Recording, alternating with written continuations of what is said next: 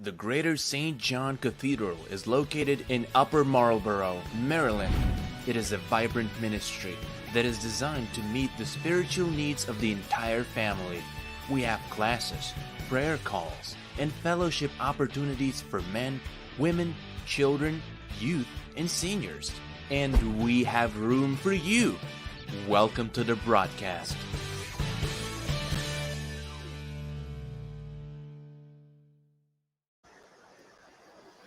Well, good evening, good evening, good evening, Greater St. John. We are live and we're on the broadcast. And we have our special guest tonight, Dr. Cheryl McMillan, and she's going to be pretty much the facilitator tonight to help augment and segment the first or the second town hall that we had. This is town hall number 3, and we are literally planning for town hall number 4. And so I thank God for all of you. I thank God for those of you who are already logging on. Amen. And we thank God for those of you who are going to contribute tonight. Listen, tonight is going to be fantastic. Tonight is going to be awesome.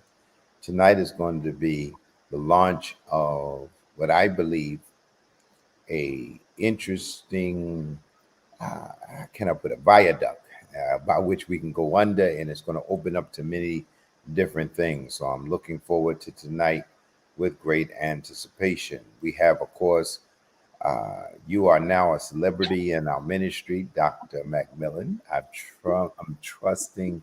I promise you, you have been such a icon and a moment by which, or the moment that we had before is a moment by which we have talked about many, many times. And so I'm praying and hoping that many people will log on and benefit tonight from the discussion that we shall have tonight. I'm looking forward to it with great. Also, I just want you to know, Pastor Maurice Watson said hello. Just wanted you to know that he supports you in such a magnanimous way. And he is such a great man, and of course, he is a good friend of mine. We've been friends for more than 25 years now, so we thank God for it. Yes, indeed. Yes, indeed. And of course, you come from a great church of which I am extremely familiar with. All right, I see that many of you are logging on tonight, and I thank God. I see Teresa Jennings, Regina Payne, Tish is on, Carla Austin, Ted Simon, and I'm looking forward. I just want to say hello to Greta again because I've been missing from the panel for about 3 or 4 weeks, and this tonight is the last one of our season. We will begin again. We will begin again after the third Sunday in September. So we're looking forward to getting it. So tonight is a very important night, and I couldn't uh, think of a better way to end this season of prayer, praise, and study other than with what we're doing tonight. I want to make a staple point right now. What we are doing and what we're trying to do is build legacy, something that is going to outlive both me and you, to help people to adjust, help people to deal, help people to see. And I thank God for the input that many of you uh, have given concerning this, and I want this to be a stellar night. Also, I want it to be an opportunity for you to see how we're going to use the Care Connection Network to help so many, many, many people. All right, I don't want to belabor the point. I just want to make sure that we are all on the same page. Thank you again, Greta, for logging on. Of course, I thank God for my trusty right hand man. He is none other than Deacon Simmons, who is the technical boss of all that we do now. And we thank God for his continued support. All right, let's pray. Father, in the name of Jesus, we thank you for tonight. We thank you for Dr. Cheryl McMillan. We thank you for what's going to take place tonight. Now, God, we stand in awe of you, for you are both the Alpha and the Omega of everything. You are both the beginning and the end of everything. Now, God, plant in us words of wisdom that we might help each other to traffic throughout eternity. But at the end of this day, we want to be certain that we're walking in footsteps that are closer to you. In Jesus' name, we say amen. All Amen. right. Um, again, Dr. McMillan, I want to thank you for being on tonight. I want to start with that question that we sent you, and we sent her some prescripted questions. Mhm. And I wanted to make sure that we began with those. Hold on one second. Now, my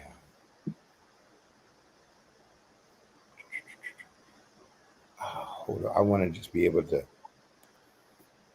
say exactly what was on the one. I'll just hold on one second. I'll be right with you. Okay. Okay.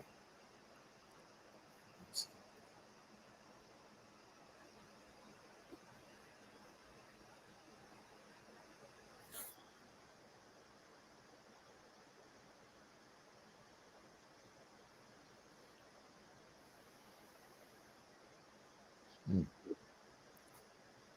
I'm waiting for this to come up. Okay. I'm so sorry. I thought I had it already on another screen, but I didn't. You're allowed, Bishop. Thank you so You're much. allowed. Thank you. I promise you, it'll make. Okay.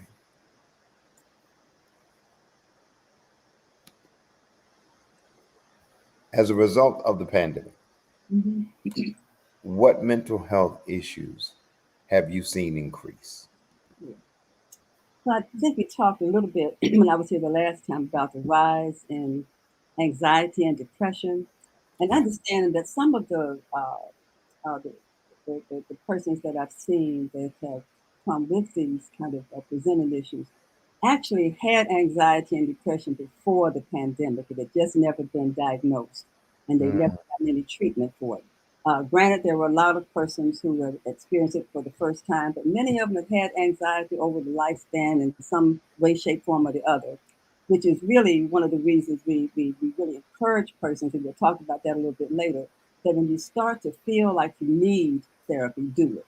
Just do it, because the longer you wait, the more difficult it is to get through that process, and sometimes the more painful it is to deal with some of the issues that causes it. So we do encourage people that the minute you start to feel this thing that says, I can't quite get still. I'm in this depressed mood too much. I can't get my thoughts together. It's interfering with what I do at my job and in my relationship. Do something about it then. I think the one thing that I had not um, hadn't really thought about so much before the pandemic was what we call complicated grief. And I know there's mm, questions about grief, but yes. I'll say a bit about it now. Complicated grief, if you look at it, it's just sort of a step up, a step, two steps up from what ordinary grief feels like. It really puts you in a position where you actually kind of just feel numb. You've overcome by some of your emotions, by your anger, by guilt, which is a big one. Uh, you can't quite seem to sleep well. Your patterns are off. So that's when it becomes just a little bit more than just ordinary grief. And I think early on in the pandemic, because there was so much fear of sickness and death, because it almost at the beginning, if you got sick, the very first thing you thought was, I'm not going to live through this. It was new to us. We didn't have any vaccines. We had no idea kind of what to do about it. So persons were really in this dilemma. They started grieving even before a person died. Many of us, some of the persons here tonight may have lost people to COVID during this pandemic, and maybe still be losing them. But the whole thing was, when you got sick, the very first thing you thought about was dying, and that gives you a different level of grief. And the Mm, closer the person was to you, of course, the more complicated it became. So we had a lot of persons coming, not just for anxiety and depression because of the pandemic, but on top of it, the grief they were experiencing at the loss of friends and family members and co-workers and children even. So it was really, really serious. I can see that. I can not only see that, I've experienced it well. I'm Yeah. glad you gave me something to actually put a title on it. complicated grief. Complicated grief, or Yes. complicated bereavement. You may see, Hmm. one term or another. Yes, because what means what that actually means to me is that it's not just the normal grief. It is grief personified. It is It grief is. Mm, intensified. it It is. is something to which you don't normally grieve as you could normally grieve, but because two things are going on simultaneously, you Yes. have Yeah. a complicated intensity, a sort Right. of a one thing on top of another. And sometimes it's very hard to unpack all that. So I It thank is. you so very It much is. It for is. sharing that with us. Go ahead. You was So I take my hat off to pastors during that time and persons in grief ministries because, we there were so many funerals. I mean, it was just absolutely overwhelming. So it was really a lot to deal with on top of everything else that we were experiencing. it's interesting that you say that because during the pandemic, we only had maybe a few funerals due to the pandemic, Mhm. but a lot of people were affected Yeah, because family members and those who are close to them were dying. It became a regular occurrence. right. And Yeah, so I do understand, I do support it, I do understand it from a pastor's perspective how that can become very complicated and very dramatic as it relates on the not on just the mind but the spirit itself. absolutely. Because Absolutely. one of the things that I find very difficult or very challenging in the body of Christ, because we lean so much on the spirit that when we have prayed for something and it does not happen, when we have believed God for something Yeah. and it does not happen, Yeah. it has a way of tainting, disappointing our spirit, Yeah. and therefore we become angry with God. And because it's not a normal situation, we are locked and reclused, we are isolated. It becomes even more of an issue. So I thank God for you. All right, let's Yeah. move on just to the second question. And this you alluded to, but I just want to address it specifically. At what point personally should I seek professional help? Let me ask a different question. Let's Okay. just say uh, you wake up tomorrow morning Hmm. and you have this pain in your chest. And throughout the day, it gets worse. The next day, it's worse than that. The question is, how long would you wait before you call the doctor? Chances are it's not going to be very long. You're Right. going to pick up a phone, or at least what you're going to do is call a trusted colleague or someone in the emergency. I'm having this thing. What do you think I ought to do? What we tend to do with mental health is prolong it. And I mentioned before because there's been such a stigma and such a fear of it, particularly in the Christian community. We prolong it and put it off until it's really too late almost sometimes. By the Mhm. time people come for therapy, it has to go on so much longer and involve so much. And if they had done it when they first felt it, it would Mhm. have been so much easier. So when you first feel this sense of being uh, restless like you haven't been before. When you first realize that what you're saying and what you're behaving is impacting your relationships and the way you do your job, when you first realize that you've got this depressed mood and sadness more often than you typically have it, um, when you first feel, and this is really serious among us, that you want to harm yourself, Mm. you first get that feeling, you don't want to say, I'm just going to wait and see if it passes. I want you to pray. I absolutely, I want you to pray. But we also want you to pray and make a phone call, you see, Mm.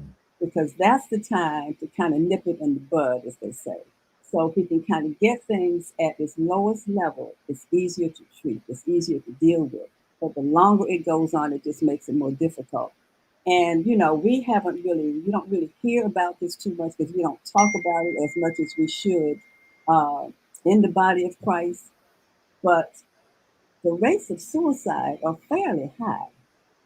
they're fairly high. I'm just discovering in my own circle over the last maybe 6 or 7 months, persons have lost cousins or a sister or an aunt.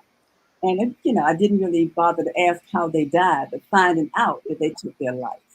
So they Mm. don't talk about it, or they talk about it in such a way that it doesn't sound as if that's what happened. So I guess what I'm suggesting is we don't want things to get so far, so out of hand that we can't deal with it. So far out of hand that when you pray and you pray and you pray, you get disgusted and you stop, and it really does start to affect your whole faith experience. So I would say as soon as you start to feel that something is not right, that's the time to make the call. I, I I could not speak it any or well place it any better than what you just said it. It is important. I just want to just remind everybody tonight, if in fact you have a question that you want to ask Dr. McMillan, we have our pastor of digital media on Christina Hill. I mean Christina Williams is on, and she is going to be fielding questions. And so at the end, we will ask her if we have time. Just want you to know the disclaimer is we will not may not be able to get to all the questions tonight, but we want to take advantage of this time and try to bring to us or bring to light some of the things that were precipitated from our last discussion in our last town hall.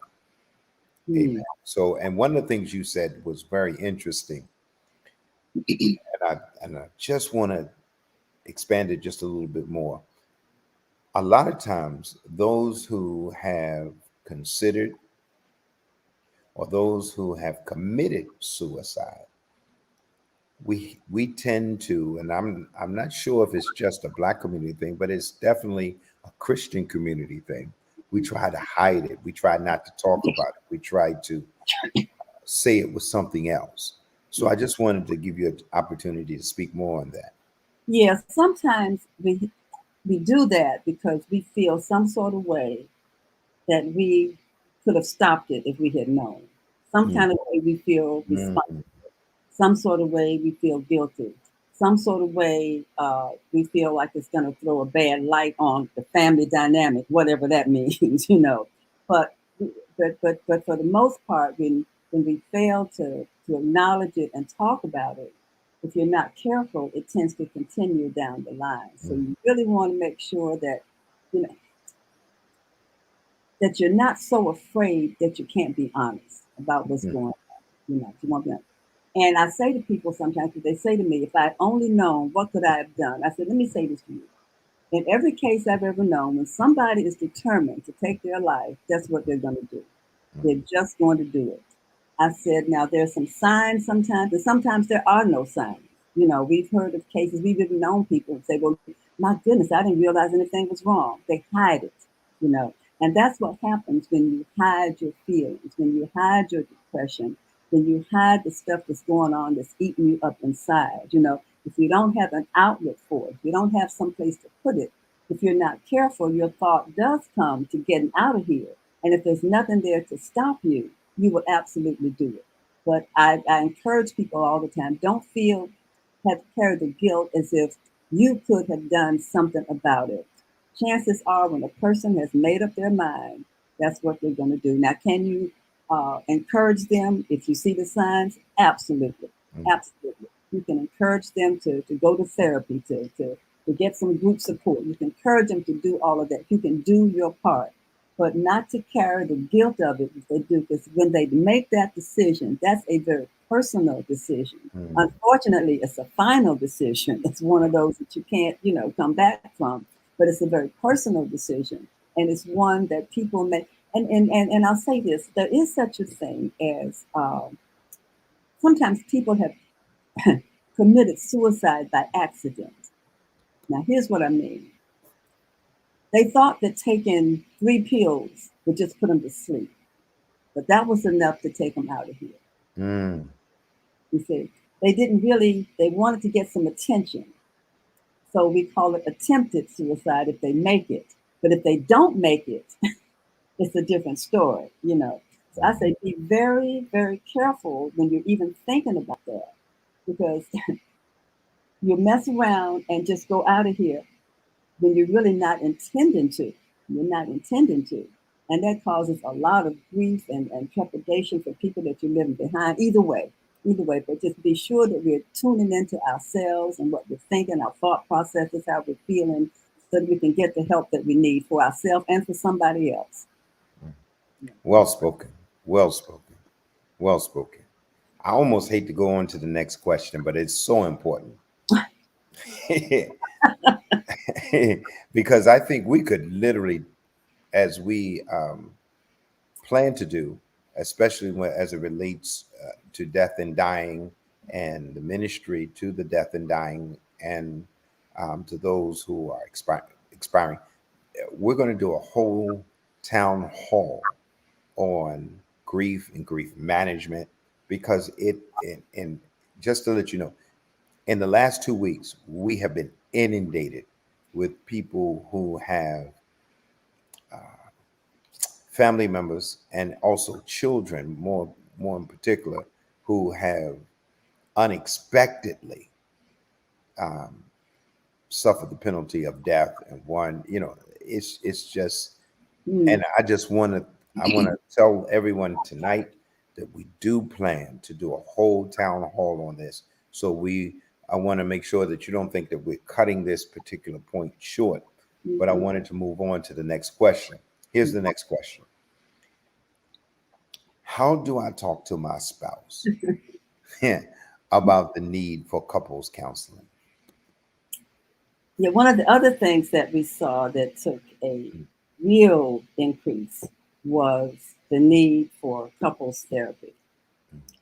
Whether they've been married for a year, 10 years, 30, it didn't matter. What had happened during that period of isolation, they had a chance to be close to each other all the time and without really having an outlet. They didn't get to go to work. They didn't get to go to social events. So they were really with each other 24/7. And they discovered that that person got on their last nerve. Okay. That they Yes. absolutely did not like them. They didn't like what they did. They've been holding on to it. The way that they've been dealing with each other for a year, 10 years, 15 or 20 years, it's kind of all just hit the fan. So now that we're coming out of it, we've seen more separations and divorces. We really have, much more we call for mediation because people are saying, listen, I got through this period the last 2 or 3 years. I'm out. I'm just done. I've discovered that it's not working. So this whole thing for couples counseling, in fact, I just had three before I came on here tonight, three Mm, requests before I came on tonight. So, and oftentimes I hear the hesitancy, the resistance from men. The mhm. husband doesn't want to come in with the wife. That's Okay. typically where I hear it. And Mhm. I get it because men don't really want to go to counseling anyway. It's kind of a thing that they just don't do. I get it. Men like to fix everything themselves. We got this. I don't need anybody telling me what to do, how to run my household, blah, blah. Speak truth. Speak truth. So, so, so usually what I say is, you know where the conflict is. Mm, So when you feel like you want to bring your spouse into it, and I often encourage, because I always say to people, you cannot treat couples conflicts individually. It takes those two people. Now I can help you process and get through it. mhm. If you're going to absolutely fix the relationship, it's going to take two of you to do it. So what I encourage people to do, and I'm saying women mostly, but sometimes there are men who can't get their wives to come in, and for various reasons. Sometimes they've already checked out; they just don't want to leave. But that's Mhm. another story. So what I say to them, I said, listen, see if you can find a way to express to that person what it is you're feeling that's different from when you first got married. Mm, Yeah, so this is where I was when I said I do, and this is where I am now. mm, As I hear and listen to you, you're in a different place now than you were when you said I do. So if we're going to fix this, we've already figured out we can't do it ourselves because it hasn't worked. So I would love for you to come with me one time. I'm not going to ask you to commit, but come one time. Because typically, if they come that one time, it really works. Mm-hmm. 9 times out of 10, they'll find that it really works. But if they can come that one time. Now, the other thing is, and I'm just going to you got to be careful what you ask for, okay? Because coming into therapy, you may get some surprises, you know? You may hear some things that you had no idea was going on in the person's head. You may hear about some stuff that's been going on you had no clue about. But that's the whole purpose of it, to see if you can get it out on the table and see if you can work through it. So let's, bring the Lord in this. Let's say, okay, God, we end this now. So now you got to help us move through it. You can help us, but we got to do the work, you see. Because what I do find oftentimes with Christians, with there's a couple of they want to pray it away. Mm-hmm. Pray it away. And please trust me, I believe in the power of prayer. But I also know you got to pray and do something. You got to bring God into your situation. So in that couples therapy, here's your chance. And what I typically do is I start out, I say, listen, you all have been married a year, 5 years, 10 years, 20 years, whatever that is. From each of your perspectives, if this is going to work, what has to happen? Mm-hmm. So each of them gets to hear what the other person expects, what they need. Now, then the second question is, can you do what that person is asking you to do? And the more yeses you get, the better your chances are.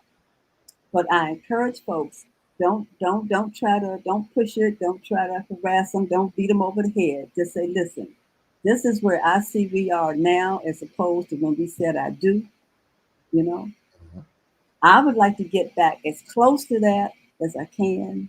So would you join me in trying to make this journey? Just come one time. I'm just asking you to commit one time. Typically they'll do it. Typically they'll do it. It's interesting that you said that because you tiptoed right into the middle of one of the things that I encourage when I do couples counseling. Mhm. And I said, now, one of the things you're asking God to do is to do the work that you're supposed to do. Right. And so when you're just praying and doing nothing, Yeah. what you are actually asking God to do is to fix something that Right. you're supposed to fix. Yeah. Absolutely. And so through counseling and work, God is going to help you, but you can't expect him to do all the labor. Yeah. Yeah. And And I so, understand it because it's hard work. I mean, it yes, is. it is. The deeper the conflict, the more work you've got to put into it. And you've got to be really emotionally invested in it. So that's one of the second questions. Like, are you really emotionally invested in this? Yes. It's going to wear you out getting through some of this stuff. And I've been doing it long enough. All I've got to hear is 2 sentences, and I know what we're dealing with. So I Yes. know, I know the road we got to go down. And it's going to take it's not going to happen tomorrow. It's not going to happen Mhm. next month. It's going to take some time. But Mhm. if you're committed to it and you're willing to put that emotional investment in it, because it really is an emotional investment, you can make it. You can make it. We have probably, now from my own experience, I would say, somebody asked me this question once. Out of all the couples you've counseled, how many do you think stay together? Well, I can only talk about the ones I know. Mhm. I would say it's probably been maybe 30%. Now, that may Mhm. not sound like a lot, but Mhm. that's a lot given what was going on. Because No question. yeah, oftentimes when I'm hearing this, these are probably two folks that should have never got married in the first place. I'm not even sure what Yes. I'm not even sure what that. Well, I do know what that was about, but they Mhm. probably should have just not done it, or at least not done it at that time. At least tried to work through some stuff before. But well, that's my story. So. No, but see, I think and I could go down this road forever. I mean, literally, because what you are saying is absolutely 100% correct. And the reason why I say that is because when you look at them and expect, and they are expecting, one of the things I say to them, and again, I'm no PhD, those clinical psychologist, but Don't one of the have things I say, the problem did not occur overnight, so the fix it's not does open. not happen overnight, and you Absolutely have to be, like you said, invested. You right. have to put work in, and you have to travail, and sometimes you may have to take a step back, but you're right.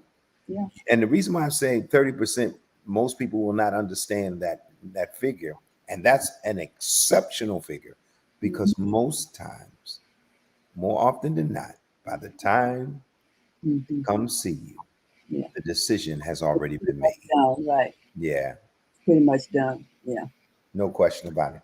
Yeah. Okay, let's move on to the next question. You are phenomenal. You are phenomenal. Here's the next question. And this is about family and others. What are some of the indicators or signals that my family or child need counseling? Whenever you see major disruptions in family dynamics, I'm talking about the family. Family is one thing. Child is a little different, but it's a part of the family. Yes. Um, Major disruptions, inability to work through conflict, um, tension that you can just almost cut with a knife sometimes, you know, um, unwillingness to forgive, to work through, all of these things say, listen, we need some help to get this train back on the track. Mhm. You know? Families are really interesting because you've got these families and then you've got these systems and subsystems in families. You know, you may have a couple, that's one system. They may have children, that's another one. You've got extended families, that's another one, you know. And while I said that, let me encourage folks to keep your extended families out of your business. Let me just say that, because one of the things that's very hurtful is that you're you're experiencing issues in your family, just your net in your household, whatever that address is. And then the next thing you know, it's down the line, it's across the street and around and all through the church. You don't want to do that.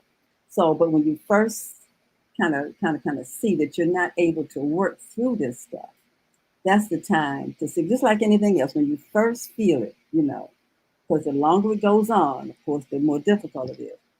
Children, listen, during this pandemic, here's what has happened. And I really, really feel for children. I really do. I feel for children and for teenagers. They are so new in this world. Mm. A lot of things, they don't know what to make of what they feel. And they don't know how to express what they feel. So parents know their children. You know your child. And sometimes I say they may not be uh, truant. They may not be dropping in their grades. They Mhm. may not be crying every day. They may not be picking fights but you know your child. You Mm. know something is not right. You may not know what it is, but you know something is going on. And because either they won't or they can't talk to you, you've got to be the person to find the avenue for them to talk. They may not want to talk to you. Some of what they're dealing with may be because of you. I don't know. You see? Mhm. But you know your child. So we've seen children during this pandemic that were, particularly in the early days when they actually were out of school at home 24/7. For some of these children, my heart broke because we've also seen child abuse cases go up. They are now locked in with the very families that are hurting them, you know. Even for those that came out of good families, Mhm. they're isolated personally from their friends, from their teachers. Uh, they miss, getting on the bus to go to school. I had one of the younger ones at church when this thing first happened. We were asking him, so what is it you miss most about this? He said, I miss riding on the bus and watching the sun. Mm, I mean, something as simple as that. That was his mhm, joy for the day, to get on the bus and just watch the sun, you know. So you don't know what's going through kids' minds. So I think we've got to start to talk to them a little more than we do mhm, and in a different way. Uh, you know, some parents are still old school. You know what I'm saying? mhm. But it's for parents, children are supposed to what? Be seen No and not. matter. You know, Mm, some of us grew up under that. You know, that's. yes. But right now in 2022, you want them to be heard. Mhm, Now you may not understand what you're hearing. You may not like what you're hearing, uh, but you got to hear it because that's the only way. That's the only way to help them. So when you first start to sense that something is not right, that's the time to reach out. mhm, Children who are at certain developmental stages, you know, like when you look at uh, that whole middle school age group now, you mhm, know, they're going into their teenage years and trying to get to junior high and high school, all that. That's a real period where they're trying to figure out, number one, who they are, what they're supposed to be about, you know, peer pressure, all of that. We have kids who were bullied. We had kids who mhm, were bullies. You know, it was on both sides, you mhm, know. So all of this you've got to take into context and say, okay, if I want my family to succeed, if I want my child to succeed, I've got to now open up my eyes a different way. I got to open up my ears to things that I may not want to hear come out of my child's mouth. But if they don't tell me, they're going to tell somebody, and they may tell the wrong person. mhm, So if you want that family child survival, when you start to feel that thing, just like when you first start to feel anxiety or depression, or whenever you start to feel it, that's the time to reach out and say, "Hey, we need some help. Here's what's happening, and here's where I would like to see it go." mm. It's interesting that you say that. Uh, we have on every Saturday, we have what is known as the Pastor's Roundtable. Hmm. And one of the things that we were discussing this last Saturday concerning tonight is that I wanted to share with the entire congregation something that happened in my past, and it directly speaks to what you're saying. And I'll try to give you the quickest, shortest version of it. My father died at 14. When I Okay. was 14, I'm sorry, I was at 14 and when he passed away, and he was my hero. I Yeah. mean, my absolute Yeah. hero. But there was one thing that was so meaningful to me and so awesome to me, and nobody knew what it was. Nobody knew what it was. It's sort of like when you was talking about the young boy who wanted to see the sun. It was my bedroom was right outside where my father would park every night, and I would not go to sleep until I heard the car door shut. Once the car door shut, I knew that my father was home and everything Yeah. was going Things to will be all right. Yeah. I could go to sleep, everything was copacetic, everything Yeah. was wonderful. And so the funeral took place. And in my heart, I knew that he was dead, Hmm. but spiritually and I guess emotionally, I didn't know he was dead. I kept listening for the car door. I kept listening for the car to pull up, the door to shut. And then it took about 4.5 months. And then I finally came to grips with that door is never going to shut again. And I had a breakdown, Yeah. an emotional breakdown. Yeah. Just prior to that, my mother saw me beginning to decline. And of course, in the African American community at that time, professional help was not necessarily sought after or known Right. about or anything. But what she did, she surrounded me with other men in my Mm-hmm. family. Mm-hmm. And that was the motivating factor that carried me through my emotional breakdown. Didn't necessarily have a psychotic breakdown, but I had an emotional breakdown. Right. Right. And so I'm saying that to emphasize the point you just made. Mm-hmm. When you start seeing something that is different in your children, like you Yeah. just mentioned, odd behavior, Mhm. whatever it is. And that's the time. Mhm. And I thank God for, uh, for we are getting so close to the end. And Deacon Simmons, I see you over there, and I know you want to ask a couple questions. Okay, okay. Let me ask the next question that we have already. Okay. Um,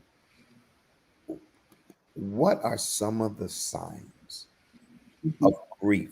And I want to say outside the norm, or maybe even if we deal with the norm coming in, or any extremities that we can begin to pick up if someone's experiencing grief and not processing it correctly. I guess that's what we should say. Yeah. There's some sort of, classic models on the market, but I think if you kind of just look through them, they all kind of kind of add up to some things that make sense. They all have in common. Um, Avoidance is a big deal. When you hear either they don't want to talk about it or they don't want to talk about it fully. They don't want their emotions to show. They don't. Mm, They try to forget it. I don't want to do it just trying to forget. But that's when you know that you're really into grief. Because one of the first stages is this whole thing of denial. This can't be mhm, happening. I'm not going to admit that it's happening. I'm just not going to deal with it.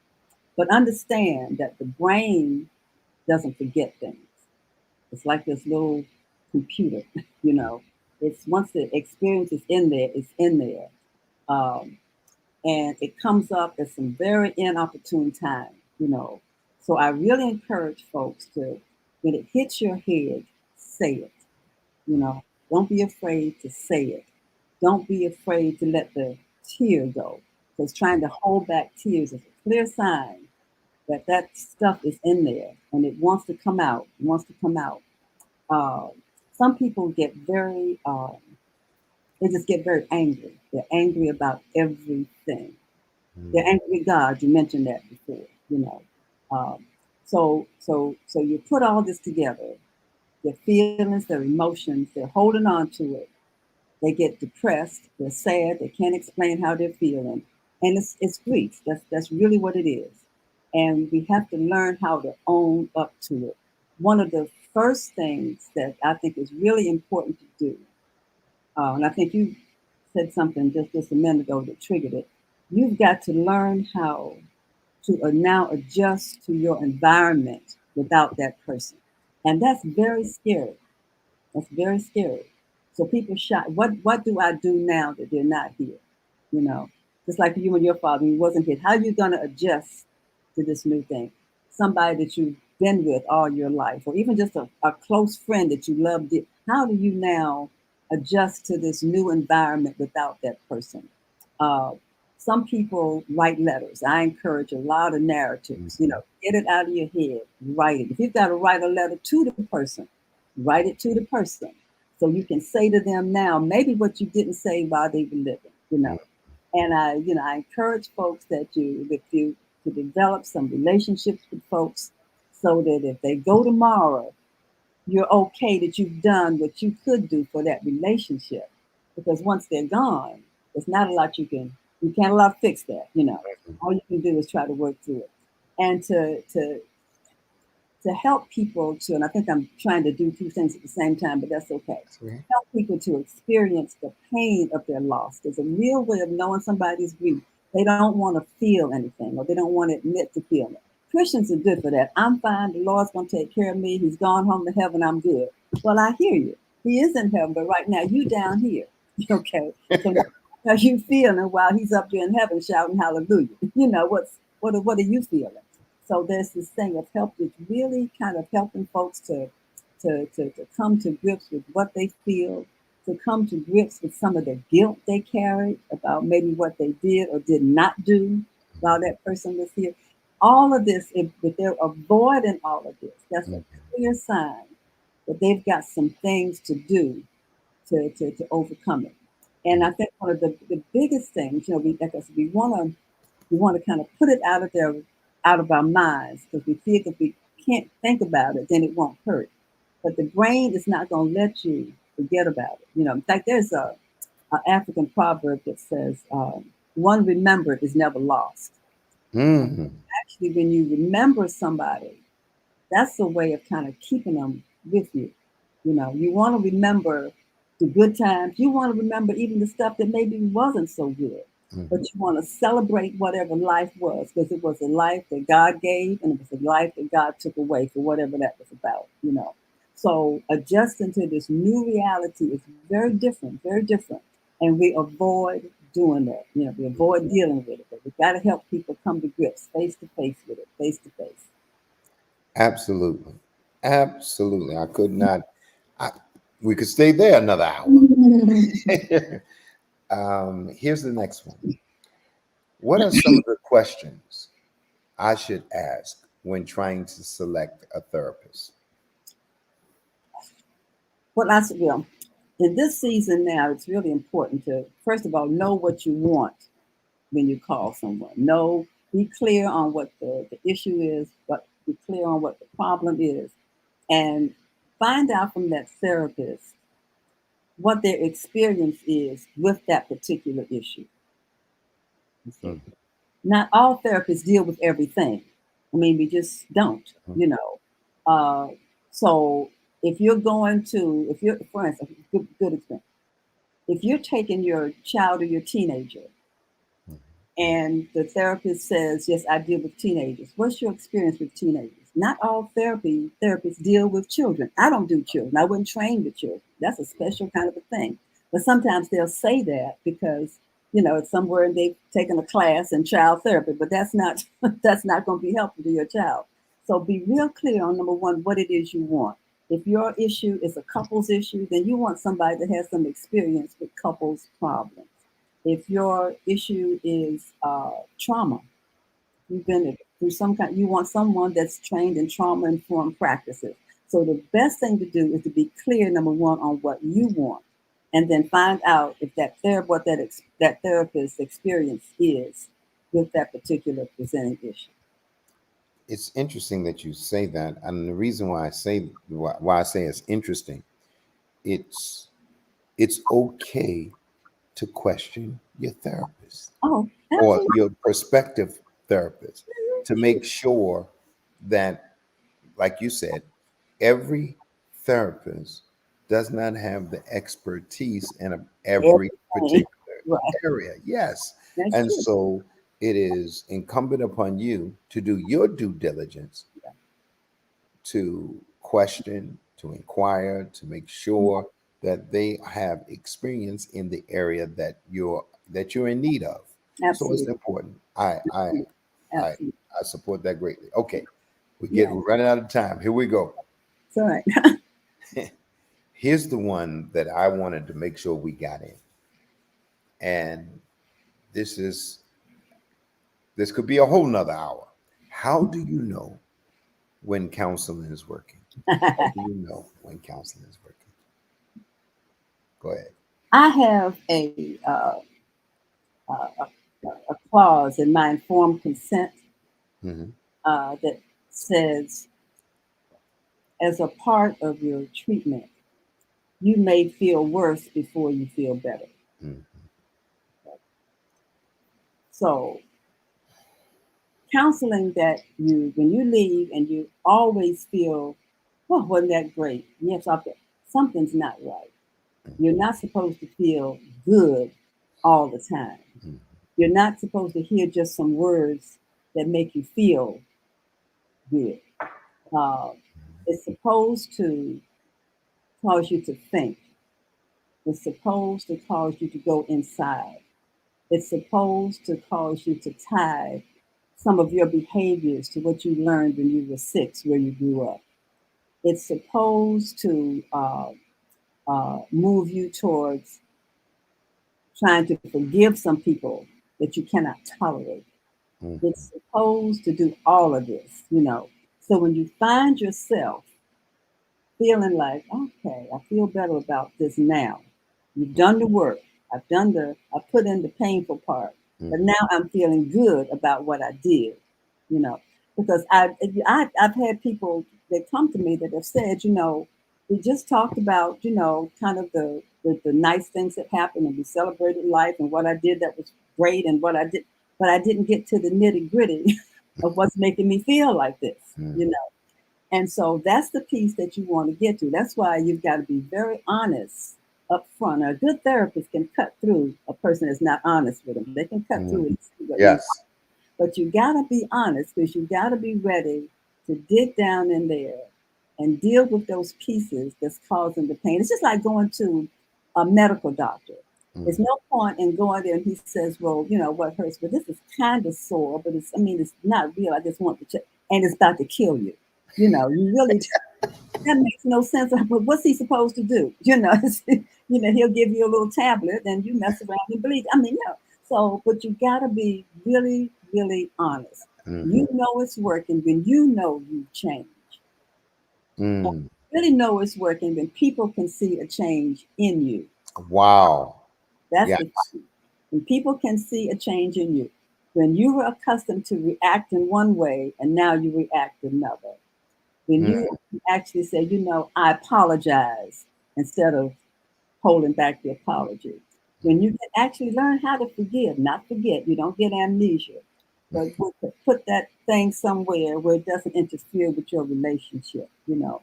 When you can actually come to grips with where you are at 30, 40, 50, 60 years old and be okay with where you are and not where somebody else expected you to be. No, then you've done some good work. It's interesting that I could talk to you for hours, literally, because of course, I consider myself a therapist just by ex officicio because of the nature of the position that I hold. Absolutely. And because I've had counseling courses and things of which that I've gone through. But one of the things that you actually said that I want to just touch on just a tad bit. Two things. One thing you said, any good therapist can see when we're treading through the minutia. And they're not going to let you get away with it. They're not going to let you get away with it. They're not going to let you get away with it, right? And oftentimes I'm sitting there and I'm saying, okay, all right, now, do you believe that I believe? Right. Right, yeah. So I'm trying to find the perfect opportunity without being offensive to say, okay, I hear you. I just want to challenge what you just said, just a tad bit. Yeah. Because believe it or not, there's so people that choose therapists because they're not challenged. Right. Exactly. And I think that's a waste of time and money. Right.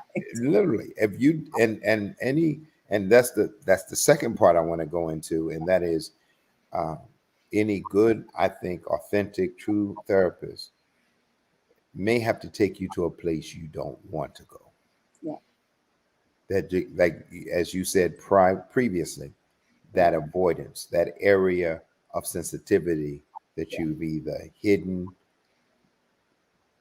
kept in the background, covered up, and that can be, without question, the area that we really need to cover. You need to do, right? Yes. Absolutely. Yes. Can you see that comment? Yeah. Yes. And it's interesting. I could listen to this for hours. Somebody's got a cake company. All right, man. Oh, yes. And she is phenomenal. Oh, Lord. Just to give you, she made, I don't know if you like bread pudding, but that's one of my favorites. Please, come on. Stop it already. As long as there's no calories, no carbohydrates, whenever I get to something that I know I'm not supposed to have often, I say, well, it's gluten free. Right. And so it is important that, as I was saying before, is that real, true, authentic, I believe counseling hurts a little, challenges you, but also directs you into a different direction. And so I thank God. One of our deaconesses made the comment. She says, that's why the family development history is significant. It is. When starting therapy, it shapes your life and sometimes you don't want to revisit it. You don't want to Yes, revisit it. You don't want to admit that it ever happened. You don't want to. You don't want to. exactly. All of that. Exactly. All of that. Yeah. Exactly. All of that. Well, I mean, our time is really over. Been over for 10 minutes. Oh my goodness. But I thank God for you.